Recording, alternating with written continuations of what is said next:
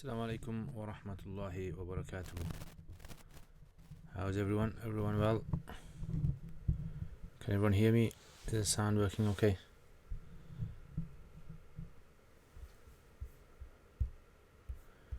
Okay, so Alhamdulillah, Ramadan is very close, and I thought I'd just do a live stream. I don't know if I'll be able to live stream tomorrow, Jum'ah. So I thought, with people preparing for Ramadan and all that.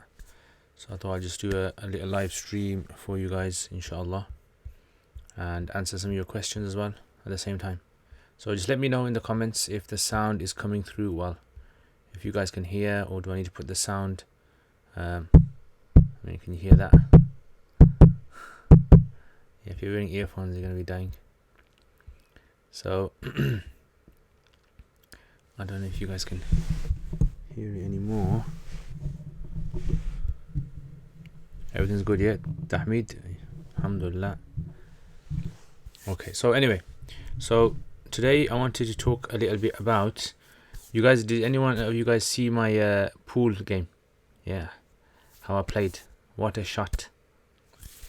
So I don't know, do you guys play any games on your phones? Do you guys pastime? Remember, it was alhamdulillah, it's much better, yeah. So it's basically, I use this mic. So the story behind this mic here is, mashallah, there was once I was going with some brothers for dinner, and we're coming back, and this was many years ago, maybe 4 or 5 years ago, I can't remember how many years. So my mic had bust. So I mentioned, does anyone know where I can get a good mic from? I didn't know much about mics. So the guy, he contacted me, and he said to me, he goes, look, a guy's parents has passed away, and he wants sadaqah jariyah for them. And he said, I want to buy the mic for you. So what he done was, he just told me which mic is it. So I told him which mic. He found it. He sent it to my house, and that's it. So all the recordings I'll be making on YouTube and everything will be made from this mic.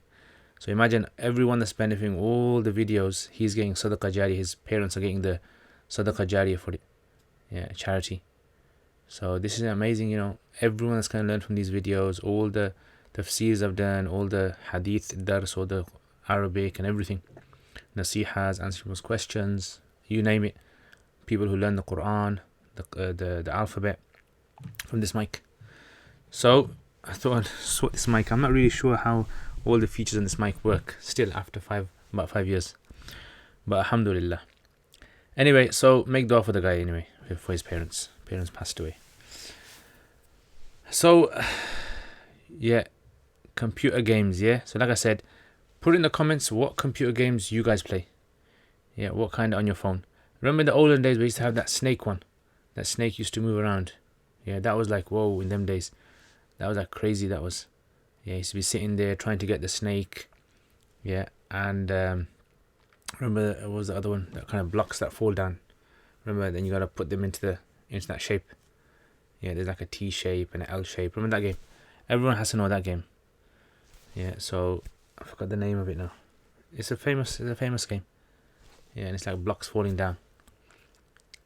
You play chess. Yeah. Okay, actually, I used to play chess, Actually, I would like to start playing chess again, but the only problem is chess takes a long time. It takes up a lot of your time. Snakes. But the other one that blocks, Tetris. That's it, man. Tahmid, all the games. Yeah, Tetris. So anyway, so the thing that we need to, I just want to address here is, what is the ruling of playing these games? Like, is it against Islam? Should a Muslim be playing these games? I mean, sometimes you might hear stories of Sahaba, and they would, Age of Empires, is that one of those like 80-hour games? I mean, those kind of games, yeah, I played them once or twice in the past, but I get bored of them. I'm not into this kind of story game, and you gotta battle your way through the different stages. I get bored of that. I like more kind of like strategy games. Remember, there used to be a game called Metal Gear Solid. I don't know if you guys remember. Many years ago. Yeah, and I used to have it on my computer in them days, PC. Metal Gear Solid. So that was a nice game, strategy and all that. So So the thing about games is, again, is sometimes when we read like stories of the past, some narrations and things like that, it seems as though games isn't something that are good for Muslims. Muslims should be occupying themselves on doing serious things. And it kind of creates this mentality that a Muslim shouldn't waste any time in the day. They should always be doing something, ideally, reading Quran or giving da'wah or praying salat or fasting or, something like that. But that's not really the reality, right? If we read the books of history, if we read like, books regarding pre-Islamic and in the Islamic days and even post-Islamic days, we find there were many sort of kind of things that we would consider to be futile, maybe, but they still would do. So, and it was considered to be a culture as well. So you have like chess. Chess was considered to be, like narrations we mentioned that chess, you shouldn't be playing chess. However, we find later on that some of the scholars, Imam Shafi and others, would say chess is fine. It's actually considered to be good if it's going to be tashheed al-adhan, to kind of sharpen your intellect, make your kind of mind sharpened. So there was a tafsir I was reading once, and it was basically Ahkam al-Quran by several scholars in India, Mullah Zafar Ahmad Uthmani and Mullah Ashraf Ali Tanwi, and I think it's Mufti Shafi as well. They've kind of collected their opinions about certain verses, and they've collected them. It's in Arabic and Persian. So in one of the verses in Surah Luqman, when Allah says, وَمِنَ النَّاسِ مَنْ يَشْتَرِي لَهْوَ الْحَدِيثِ لِيُضِلَّ عَنْ سَبِيلِهِ. So there's some people out there who purchase futile discourse, and they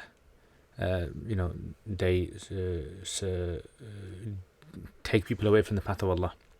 So he mentions an interesting thing, and he says basically anything in life which is done with a good purpose, he says it can be rewarding, and anything that's done with a bad purpose, it can be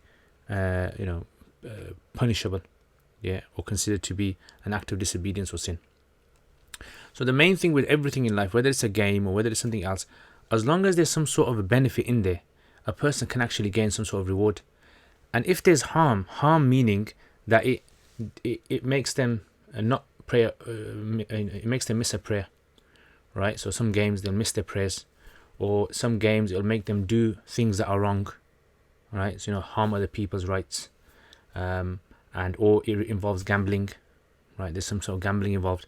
That was the original thing in the past the scholars were basing the rulings upon. Most of the games in the past were gambling based games, right? So this is why you find a lot of these games and stuff like that to be considered to be wrong, makruh, they say. Not to say that they never used to play games in the past. They obviously did. There was horse riding, there was other things that they would do. So these were things that were known for fitness. Now as time goes by, what tends to happen is that the culture starts to change. So in nowadays times, in school you do PE, you play football, you play cricket, you play basketball, badminton, all these kind of sports, because there's some sort of a benefit in there. And psychologists are starting to know now about the importance of keeping yourself fit, whether it's playing a strategy game, whether it's playing some sort of like physically taxing game. All of these things, there seems to be some sort of benefit. I don't think there's any game out there that doesn't have any benefit, apart from something like rolling a dice or something, which is just by chance. So that's basically the kind of gist of these kind of things. So if you have like a game on your phone or something like that, as long as you're not doing anything wrong on it, gambling, or as long as you're not missing your prayers, as long as you're not doing anything like that, there's nothing wrong with this, right? It might not be the best thing to do, right? It might be like, something which is disliked, as in you should be doing something better. You should be going for work or something, or maybe, you should be maybe learning something else that you're supposed to learn. So that's basically what I just wanted to mention. And sometimes, general public, they see some scholars, they think these scholars never play any games. There's many scholars I know who play games, play football, some of them play chess, some of them play badminton, table tennis. Many scholars out there who play these kind of things, cricket even, right? And big scholars, Mufti Taqi Usmani as well. In his spare time, sometimes he'll have a go at cricket. So, these are the kind of things that sometimes the general public, they don't see the scholars involved in these kind of things, so they assume that scholars are totally against them. And especially when you kind of add those statements regarding certain types of sports and chess in fiqh. Okay, anyway, so Ibn Abidin says chess is makruh tahrim, but Abu Yusuf and Imam Shafi allowed it with conditions. Yeah, that's the general position on it. That there's benefit. How to prevent sin, especially the ones between Allah and the slave, struggle in Ramadan. Okay, so when it comes to a person sinning, we all sin. Yeah, every one of us sins. No one's perfect. The thing is, we try and correct ourselves. So if we're involved in a sin which is perpetual, like a cyclic sin that we keep on doing regularly, and it's difficult to break out of, then a person should first of all ask Allah for help, because la hawla wa la quwwata illa billah. Only Allah has the power to make you stop doing that sin. So you first ask Allah, and then you take out all the kind of things that will attract you towards that sin.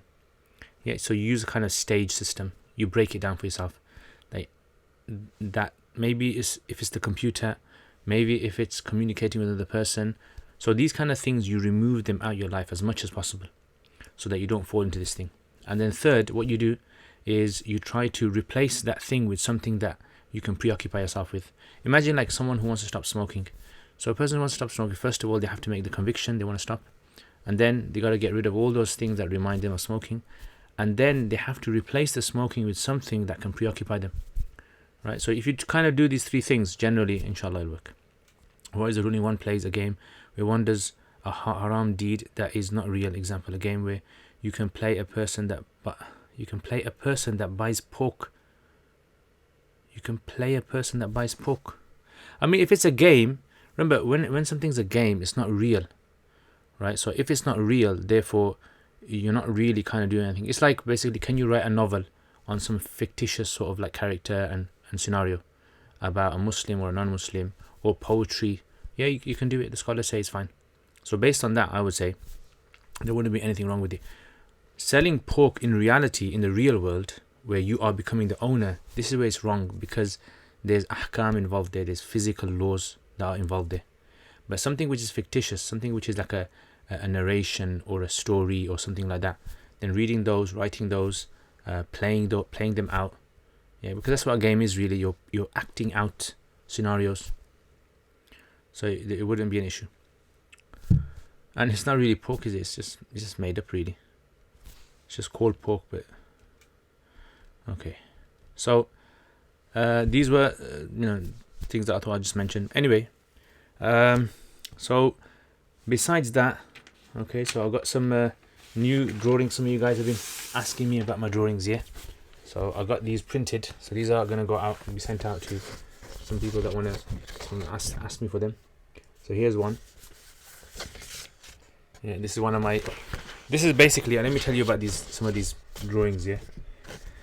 So this is. I basically drew this because this kind of represents Makkah, Masjid Al-Haram in the day and night. It's supposed to be. So you got the day, you got the night, you got the different types of people there.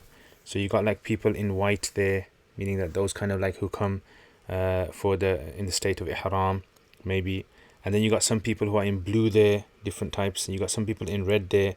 These are supposed to like show the different types of people that come there. Some people come with sins, some people come clean, some people leave clean, and then you got like the colors there as well. So you got like this part of the Kaaba, it looks nice and neat, and this part of the Kaaba looks a bit different. How different people see when they come to this place, how the different people see this kind. So I was trying to bring all these things into it. So I don't know if you guys got that, but that's what my kind of intention was. So that's one of them. Okay, this one is basically a different one. This is supposed to be like a sci-fi kind of one, yeah, for sci-fi lovers.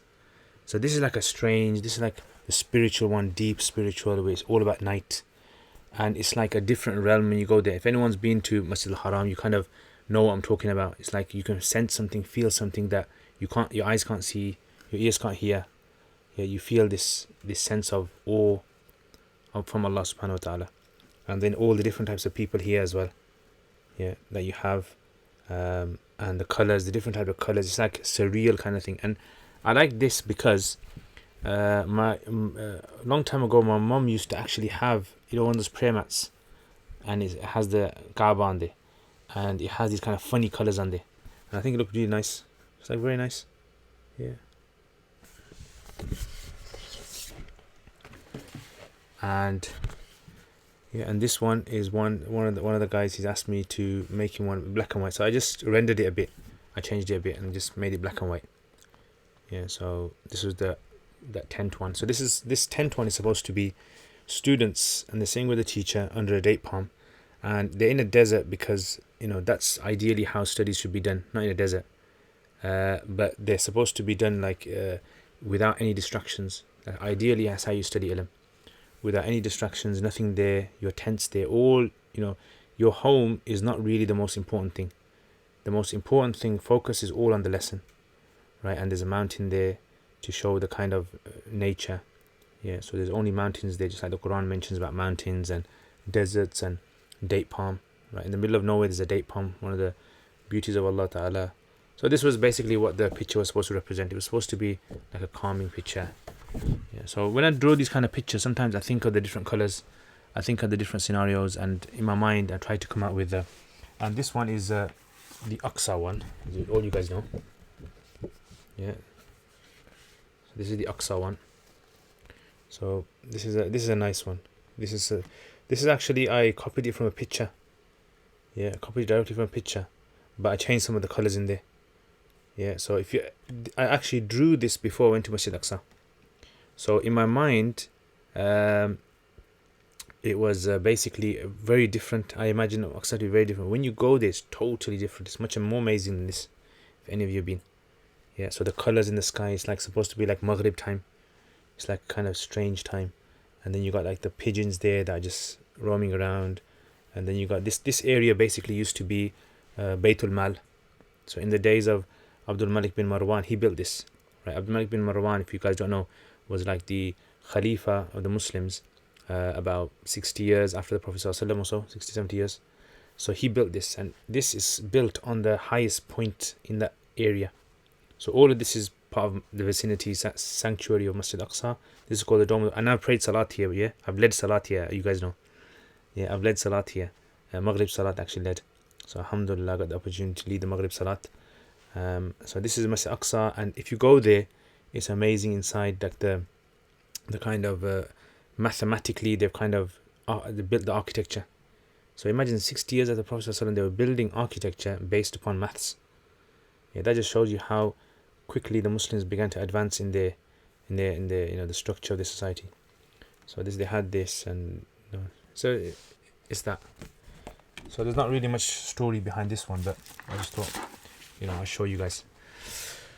Anyway, Jazakallah khair for all your nice comments about it. That is not Masjid Aqsa. No, it is. It's all Masjid Aqsa. Masjid Aqsa is a big area. This is part of Masjid Aqsa. In Masjid Aqsa, there's actually about 3 or 4 masjids. Yeah, Aqsa is the whole area. So if any of you have been there, so I've been there 4 times, and all the locals will tell you, the whole Masjid of Aqsa is like about 36 acres, or so. Yeah, no, it is Masjid Aqsa. It's part of Masjid Aqsa. That's actually called Masjid Qibla Masjid. This is a misconception, actually, Dutch Muslim. It's a misconception, and I don't know if you've ever been there. If you go there, inshallah, you'll know. Yeah, so this is a common misconception. People think that Dome of the Rock is not Masjid Aqsa. It actually is all Masjid Aqsa. All the mosques, the 3 kind of areas, they're all Masjid Aqsa. And they just inside one area, they got multiple mosques. That's what it is. Okay. Anyway, so so you got some questions here.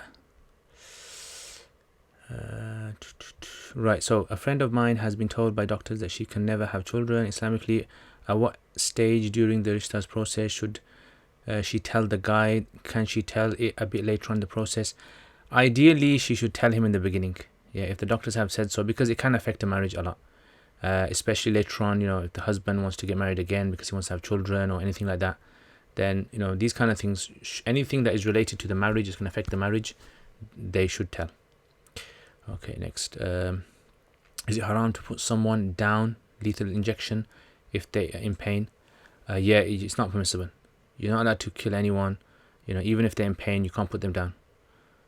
Some scholars allow eating in a restaurant that serves alcohol on the basis that a rest is primarily a place to eat food. You don't associate alcohol. Yeah, I mean, the prohibition of drinking alcohol on the same table is basically where you support it. As in, you're allowing people to drink alcohol on your table, was in the Sahaba's days was tantamount to saying that I support this, right? So this is what the issue was. So nowadays, when you go to a restaurant, they never used to have restaurants in the days of Sahaba. It was when you ate with someone, you ate with them in your house. So it was like a group thing, like, you permitted it. It was like someone coming to your house and bringing alcohol and you allowing it and everyone enjoying it and no one considering it to be a bad thing. But nowadays in restaurants, it's like if alcohol is being served, it's not that, you're serving the alcohol in your gathering and you're okay with it. It's actually just something that's generally just bought. So there wouldn't be any issue with that. They both be mashallah, jazakumullah khair, Fahad, mashallah, beautiful Ustad, how to purchase them. Yeah, so inbox me on my Facebook, and Fahad, you can contact me, you can text me, and just, because I have to put an order in for them to get printed, and then once it gets printed, I just send it off to you. Wa alaikum assalam, unknown error. Okay, how long of a gap can we leave between the fard and sunnahs of the same prayer? Can we do 4 sunnah of zuhur, then after an hour do 4 fard? Okay, so generally according to the Hanafis, they say the sunnahs should be muttasil with the fard, should be done right before the fard, or right after the fard, whichever salat it is. That's what they say, and there shouldn't be too much of a gap. If a person was to pray the sunnah earlier for some reason, for example, like maybe they got a break at a certain time, so they prayed there, let's say they got a break at 1 o'clock to pray sunnah, and jama'ah was going to be at 2 o'clock, so they did it in that way, that would be acceptable. But generally it's considered to be makruh to delay the sunnahs after the fard without a valid reason. So there can be just like a short break would be okay. Did you have any difficulties getting there? I know Sheikh Abu Sama Zahabi got questioned a lot. I mean, alhamdulillah, 4 times I went, I didn't have an issue. The last time I went, I actually did get an issue. I was questioned and I was kept there for about 8 hours.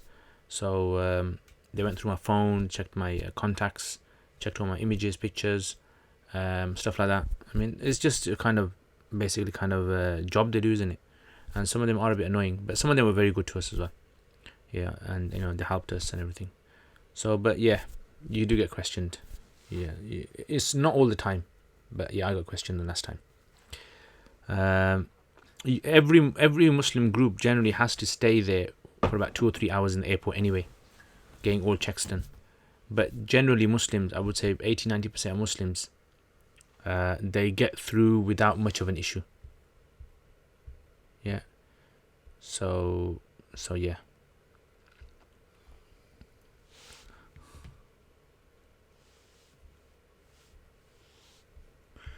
Okay. There are many people claiming Arabs are not from descendants of Ismail. How can we answer that? Yeah, I mean, okay. So basically, when it comes to Arabs, they were actually considered to be, Ismail alayhi salam is not considered to be like from the original Arabs. That's the thing.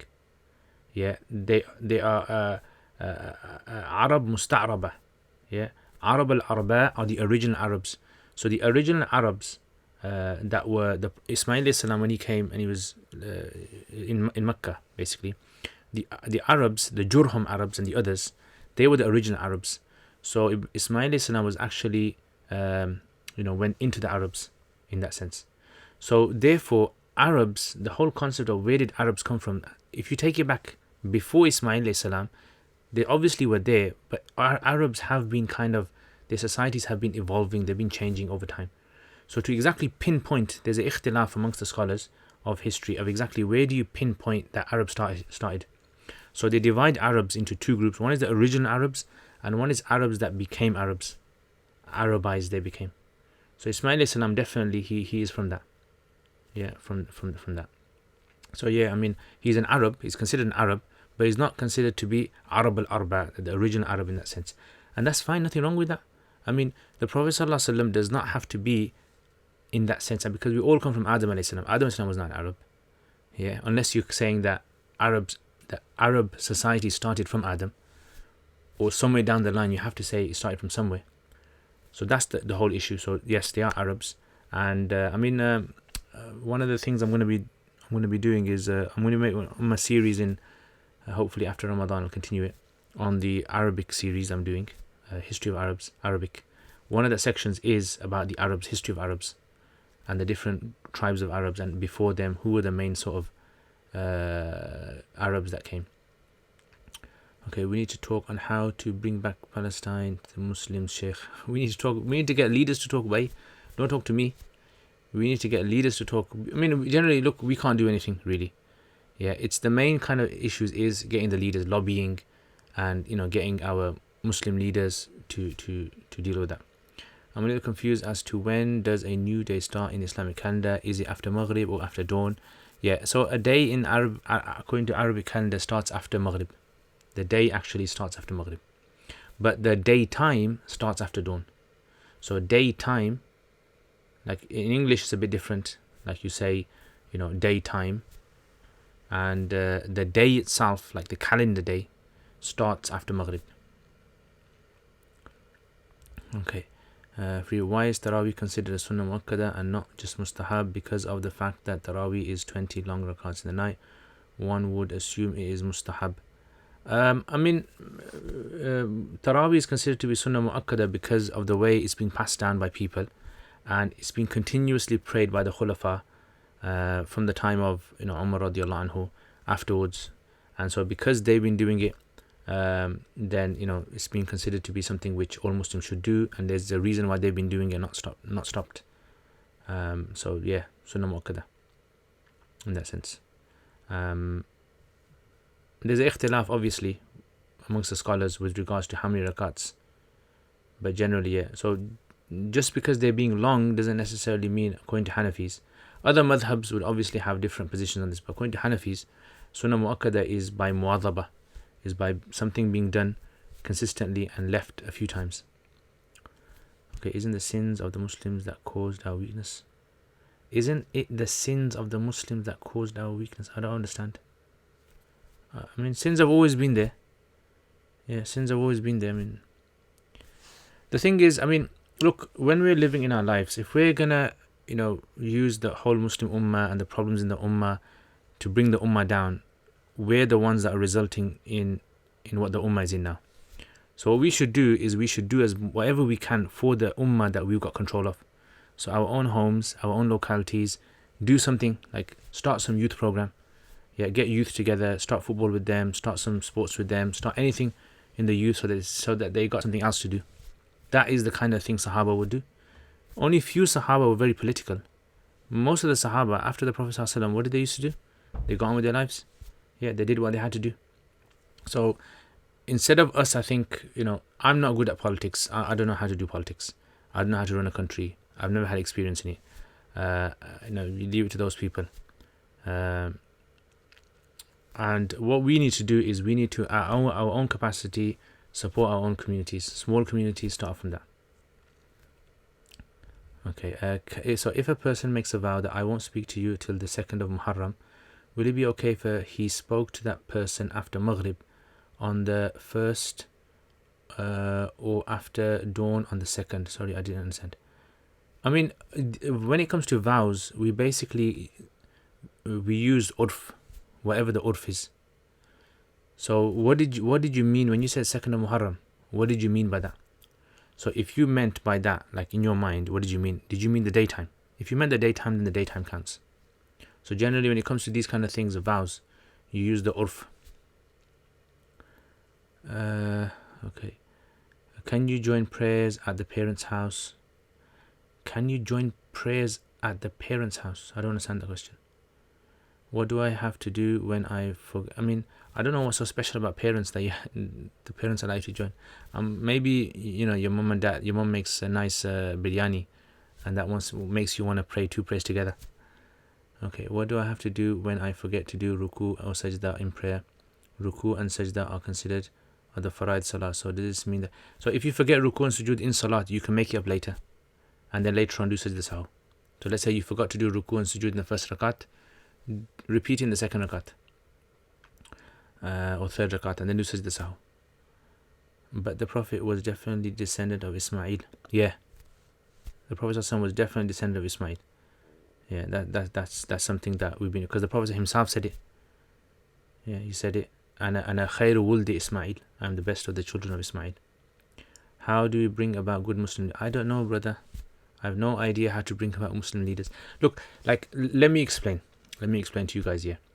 I have done 9-year course in studying about Arabic, studying fiqh, studying hadith, studying tafsir, etc. Yeah, I haven't done a course in answering like political issues, political questions about how to, establish this, how to do that. I haven't done that. So if you ask me questions about Arabic, if you ask me questions about fiqh, so fiqh doesn't deal with how we establish things. Fiqh just has answers of, is it jaiz, is it not jaiz, is it fard, is it wajib, stuff like that. Yeah, so these kind of questions I'm not trained in, and I don't think many scholars are trained. And any scholar who does speak on this, maybe that's because he's got some extra experience or things like that. So I mean, unfortunately, I don't really have any expertise in that. I see, thank you, you're welcome. Since Tarawih is not a fard prayer, isn't it better to read it at home as opposed to mosque? Isn't it better to read it at home? I mean, if you like, you can read it at home. It's considered sunnah mu'akkada alal kifaya. So as long as there's one group praying it, they were like Sahaba. Many of the Sahaba prayed in congregation, and many of them prayed it at home. So like Imam Tahawi says, he considers it better to pray at home. It's fine. If you want to pray at home, pray at home. Pray in congregation. I mean, I pray in congregation as much as I can, and if I can't, then I just pray at home. A man should not propose on the proposal of another until they marry. Can you please explain what that means? Yeah. So this hadith, basically, the scholars say what it means is if a person has firmly kind of a man and a woman, their families have firmly agreed they're going to get married on a particular date. So for example, Zayd and Zainab, they both met, they both agreed that on the 1st of June they're going to get married, right? Everything's planned now. So the Prophet ﷺ said another person should not come and he should not intervene in this and break this off, right? He shouldn't do that. So this is what is prohibited. However, the ulama say that if like 2 or 3 people come and one guy's spoken to the girl and she's thinking about it, another guy's come, that's allowed. Yeah, because no firm conviction has been made on this issue. So there's no firm resolution as to getting married. So therefore it's not like, breaking like some sort of ties between people. Okay, what is a good Hanafi curriculum? A good Hanafi curriculum, as in fiqh? Are you talking about fiqh? Or is it some YouTube channel or something, Hanafi curriculum channel? Or is it some Facebook channel? I mean, when you're traveling sometimes you can join prayers if the radius is times 40 miles. So if I live in Manchester and my parents in, can I join? Okay, so according to the Hanafi school, you can't combine prayers, yeah, on a journey. Yeah, you don't combine prayers. You pray each salat at its own time, and the only time you can combine prayers is in Hajj, when you're in Arafat, Asr and Zuhr in Arafat, and Muzdalifah, Maghrib and Isha.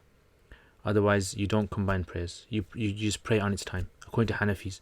According to Shafi'is and other schools, they allow, combining prayers. Yeah, they allow it. So Hanafis wouldn't allow it. The only thing I would say is, what Imam Hanifa does allow is for you to pray, like if you're on a journey, or even if you're not on a journey, you're allowed to pray Asr and Zuhr and Asr in the time between Zuhr and Asr, like the 1 shadow and 2 shadows. So where there's a 1 shadow, 2 shadows, you can actually pray Asr and Zuhr together. And in Maghrib and Isha, between the redness of the sky and between the whiteness of the sky, in the twilight, you can pray Maghrib and Isha together. He considers those 2 times to be waqt mushtarak, shared time. So that's what he allows. But otherwise, combining prayers according to Hanafis, besides that, isn't allowed. Is it okay to read old classicals like Jane Austen, Dickens, Hardy, and general novels that are based on romance, but there's no... Yeah, it's fine. You can read them.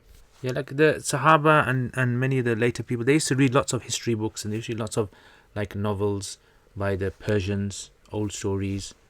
Yeah, this is permissible. You can read them. It's fine. And sometimes it's good actually to read these kind of things. It gives you understanding of culture, of society, emotions as well. Classical Arabic poetry is filled with these kind of things. So as long as there's no kind of clear obscenity in there, and avoid that. Okay, so fiqh. So basically, what I would say is, if you want to study fiqh, first of all, start with a basic text. Like a basic text would be something like Fiqh al-Muyassar by Nadawi, and then what you do is move on to something after that a bit more. So maybe after Fiqh al-Muyassar or maybe Nur al-Idah, you can study. These are two books: Nur al-Idah, Shurum Bulalis, Fiqh al-Muyassar, and then that's like step number 1 on the staircase. Step number 2 on the staircase, then move on to something like study, I would say, al-fiqh al-Hanafi fi al-fiqh al-Hanafi, what is it called? I've got this book over here somewhere, I can't remember where it is. It's called al-fiqh al-Hanafi,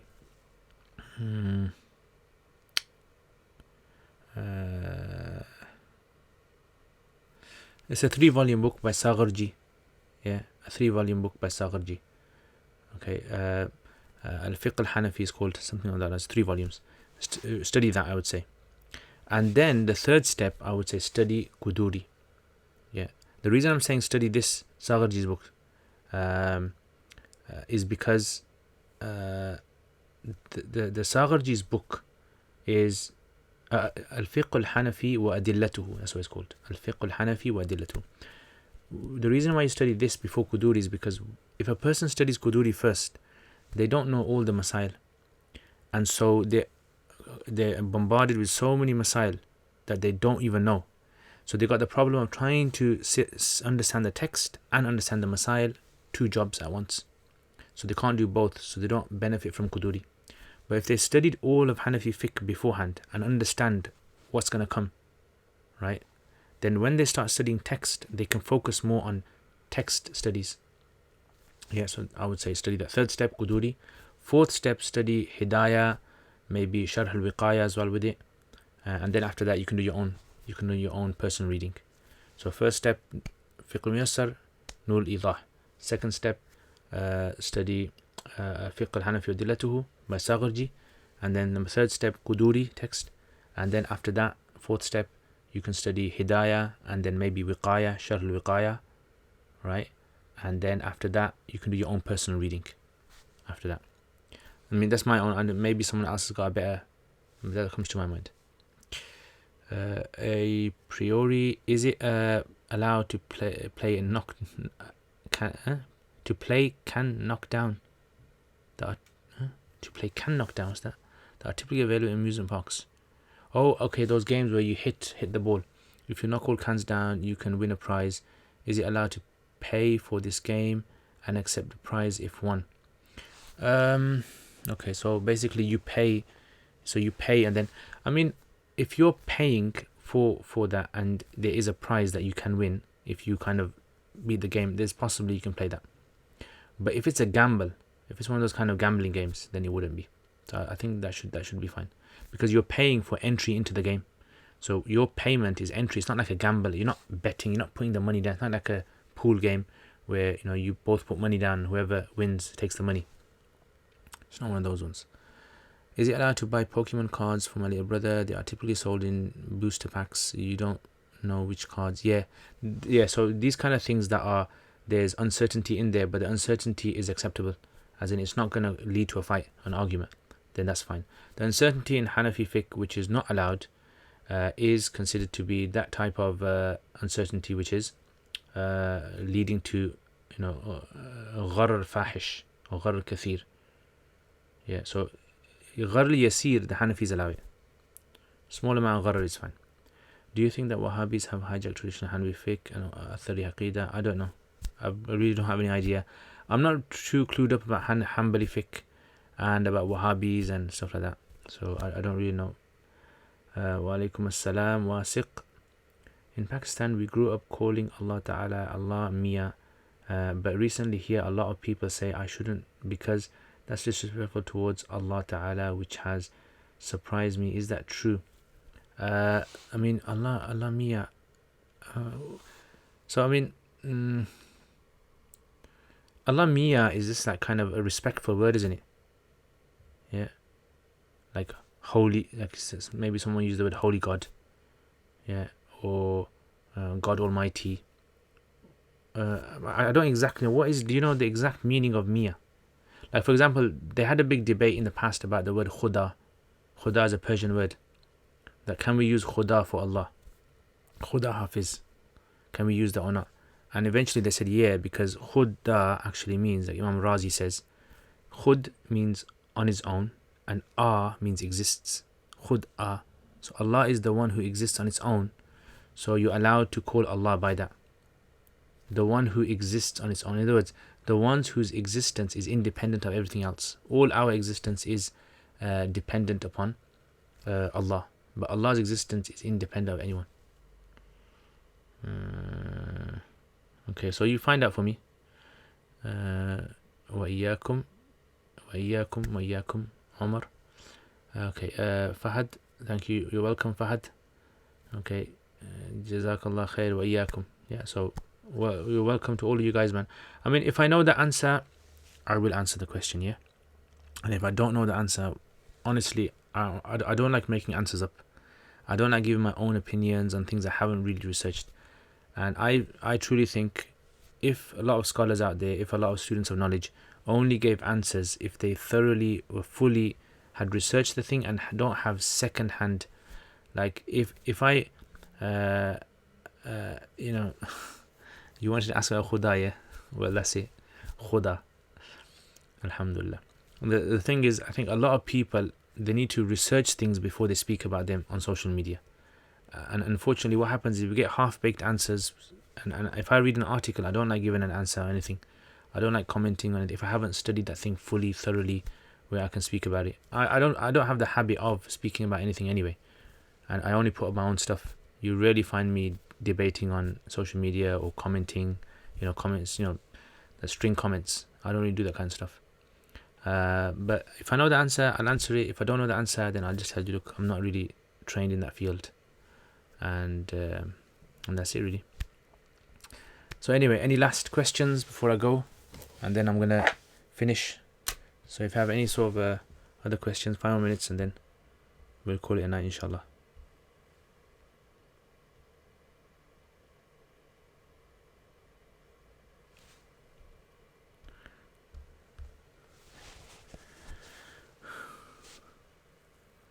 Okay, does Sikhism hold any sort of weight in Islam?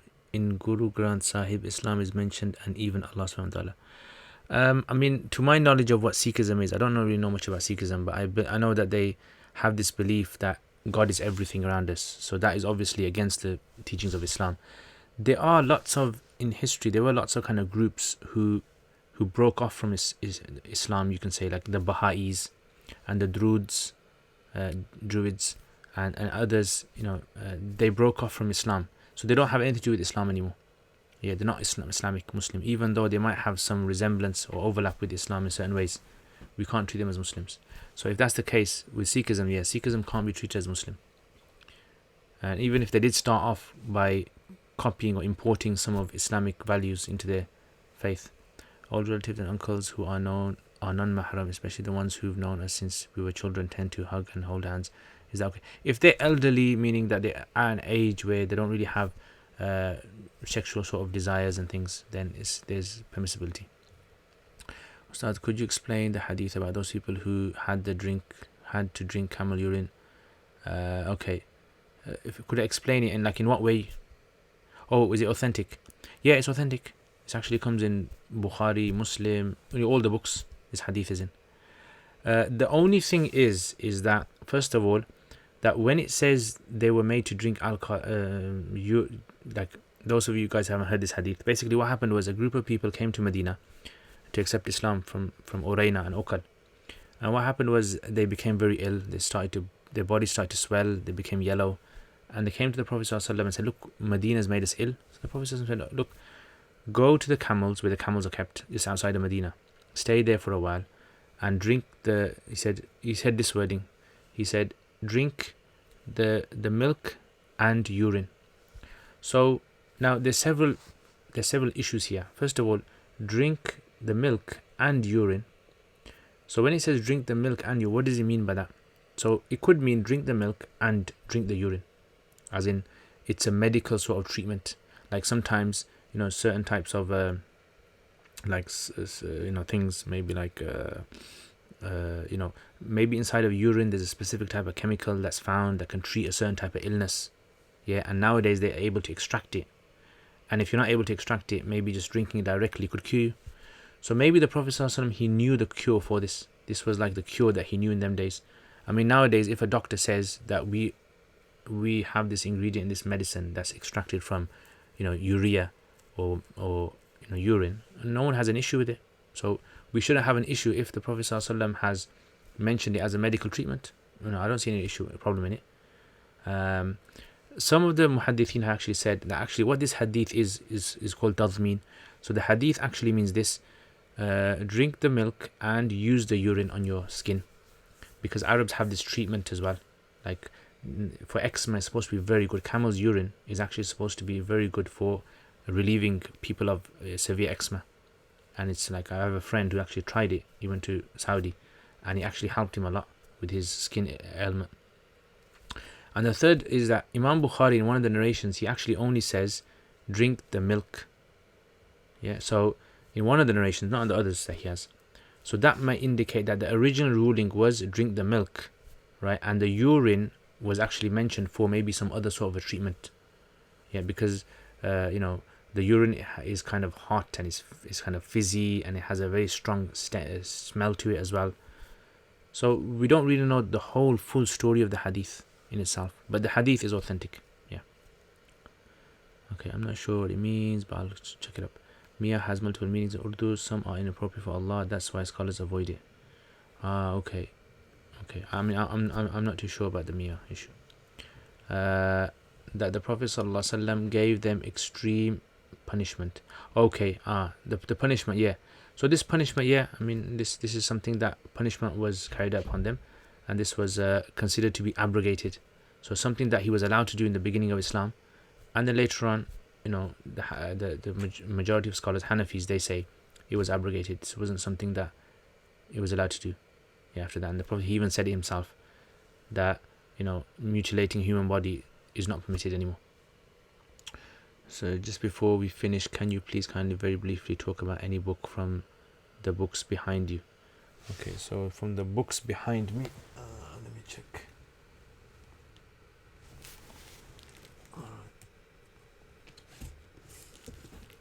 This book here, this is one of my teacher's books. Yeah, this is one of my teacher's books. This is called Sharh al-Jami. Yeah, Sharh al-Jami. This is called Tasheel of Sharh al-Jami. It's by my teacher Sheikh Muhammad Anwar Badakhshani. So I studied from him several books. I studied Maqamat al-Hariri. Yeah, this is a very famous Arabic, so drama books. Yeah, drama, like dramas. Yeah, like soaps. So basically this guy has written 50, I think it's 51, 52 different stage shows, and they all have these two characters in there, Abu Zayd al-Saruji, and so basically it's very comedy, it's very comical, but it uses lots of very interesting Arabic words, and so he taught us that, 5 or 6 stories in that, and then he taught us Mishkat. It's the first part of Mishkat al-Masabih, first half. Remember the Mishkat I talked about last live stream? Well, he taught us part of that. And he taught us Bukhari, second part of Bukhari. So anyway, he has written this book. And this book is a shorter version of another book. And that book is called Sharh al-Jami. Sharh al-Jami is a Nahu book, for those of you guys who know. It's a commentary of a book called Kafiyah by Ibn Hajib. And it's a very, very difficult to kind of read book, because not the Arabic, it's because the way it's written, very kind of what do you call it, condensed. The wording is very condensed, yeah, and on top of that, the wording is very like philosophical wording he uses, and mantiq, he uses a lot of mantiq logic in the way he structures his sentences. So that's why it's very difficult. So anyway, he's kind of made it quite easy. He's called it Tasheel, and this is his book. So this is a book that he's written. He's got lots of books. He's actually got Usul al-Shashi. He's made a like a kind of easy to read version, tasheel, you can say. Okay, alright, we'll finish there, just last ones then. Just before you finish, can you? I heard once that there are 4 questions in the grave, but it's scarcely known by most people. Is it true? There's 3 questions, I think. I mean, I've learned 3 questions in the grave. Yeah, 3 questions. I mean, who's your Lord? Who's your Man Rabbuka? Ma Dinuka? Man Rajul Ladhi Bu'itha Ilayka? What's your religion? And who's the man who was sent to you? Okay, what is the benefit of Salah? Salah, there's loads of benefits, man. It gets you up in the morning early. One of the benefits. Keeps you clean all day. May Allah give you long life and increase. Ameen, ameen. Jazakallah khair. Thank you very much, guys, for attending today. And hope to see you guys soon again, inshallah. And if we don't have another live stream before Ramadan, then enjoy your Ramadan, guys. Whatever day you guys start your Ramadan. And make du'as for me, make du'as for all the other Muslims around the world as well, and for all of you guys as well. Thank you very much. Jazakumullah khair. Assalamu alaikum wa rahmatullahi wa barakatuh.